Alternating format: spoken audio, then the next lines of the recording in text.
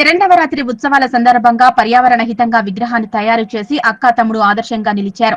మెదక్ జిల్లా వెల్దుర్తి మండలం మన్నేవారి జలాల్పూర్ కాళికామాత ఆలయ నిర్వాహకుడు కావేరి సత్యనారాయణ కుమార్తె గాయత్రి కుమారుడు జ్ఞానేశ్వర్ పర్యావరణ రహిత దుర్గామాత విగ్రహాన్ని తయారు చేశారు.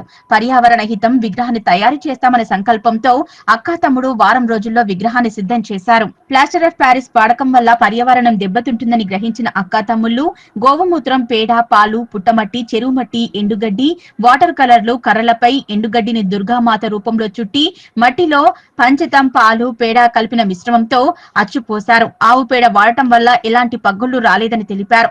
వాటర్ కలర్లతో అందంగా అలంకరించి ఆకర్షణీయంగా తీర్చిదిద్దారు. 9 రోజుల పాటు దుర్గామాత పూజలు చేసిన విగ్రహాన్ని మామిడి చెట్ల వద్ద నిమజ్జనం చేస్తామని, దీంతో చెట్లకు పోషకాలు పెరుగుతాయని పేర్కొన్నారు. పిల్లలు చేసిన ఈ సృజనాత్మక ప్రయత్నం పర్యావరణ హిత ఆచరణకు ప్రేరణగా నిలుస్తోంది. ఓం శ్రీమాత్రే నమః.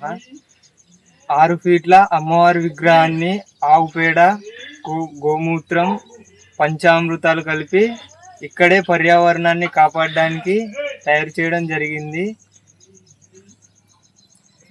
దాదాపు 9 రోజులు చేసి అమ్మవారిని నవరాత్రుల కోసం చేయడం జరిగింది. అక్క సహాయంతో అమ్మవారిని తయారు చేసిన శ్రీ దుర్గామాతాయ నమః.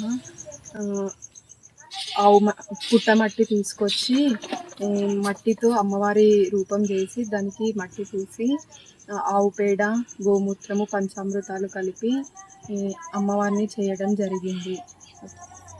పర్యావరణాన్ని కాపాడడానికి న్యాచురల్గా ఆవు పేడ, గోమూత్రము ఉపయోగించాము. 9 రోజులు పట్టింది చేయడానికి.